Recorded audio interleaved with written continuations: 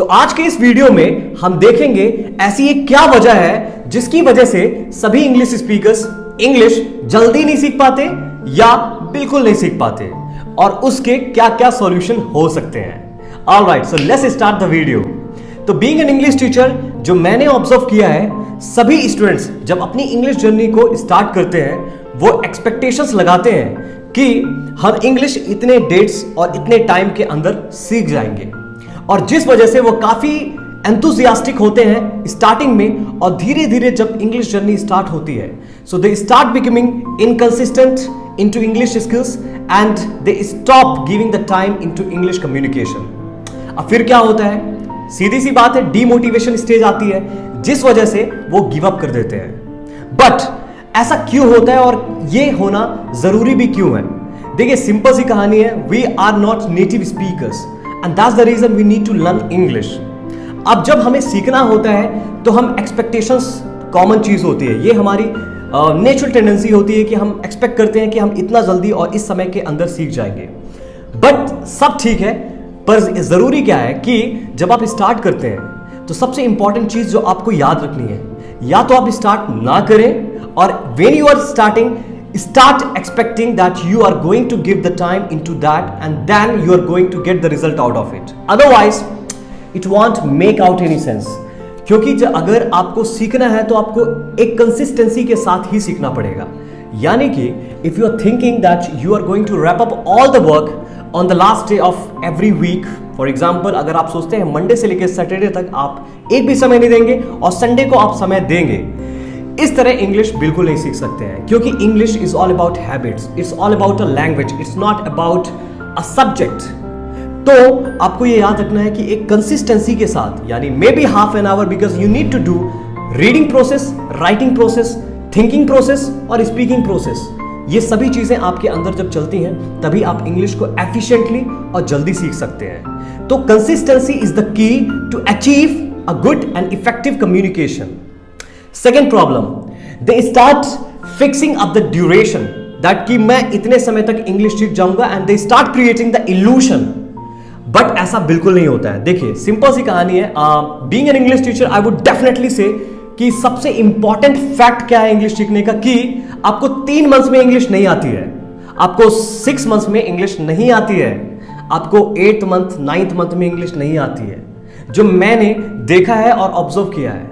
So you need to understand that it takes minimum of 1 year to speak confidently and efficiently, or when you might be confronting the stage or maybe the people.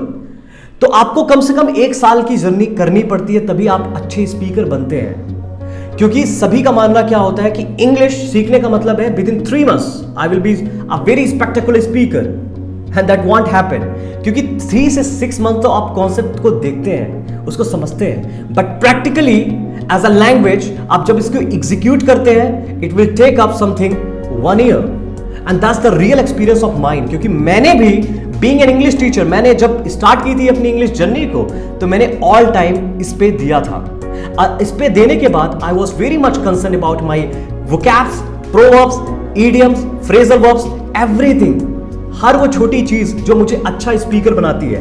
And I start giving the time, जो मैंने समय दिया काफी ज्यादा दिया, and always worked in the practical way. I started speaking English every day.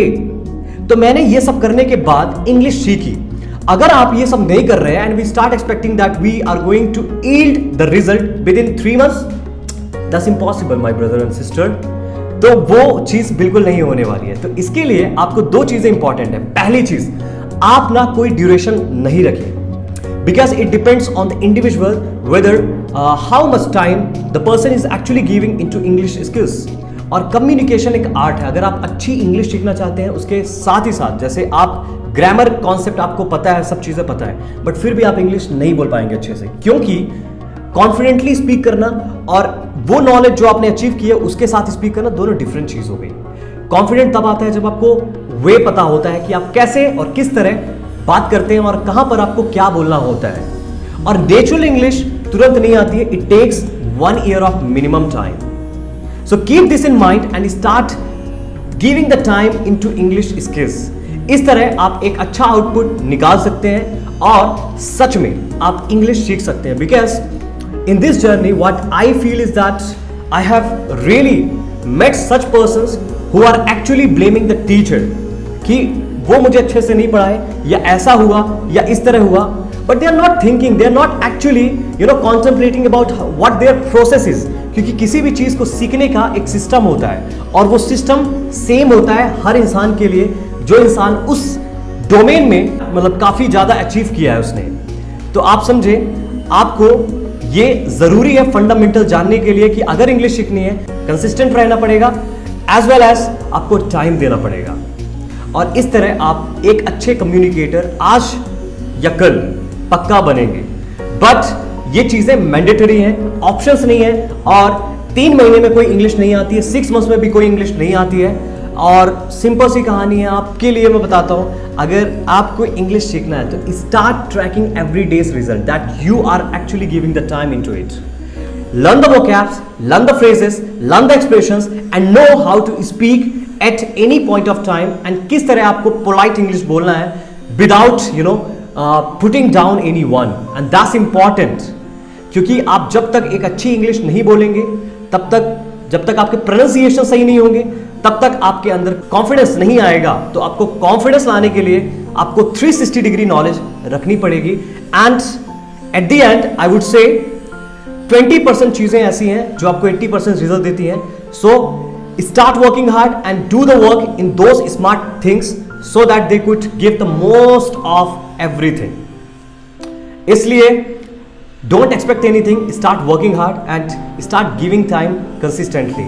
So thank you so much for giving your time for watching this content, and I hope you are going to take the result of this content and will execute in your own life, and I will definitely say that you are going to speak efficiently in coming days अगर आप ये चीजें समझ गए हैं तो।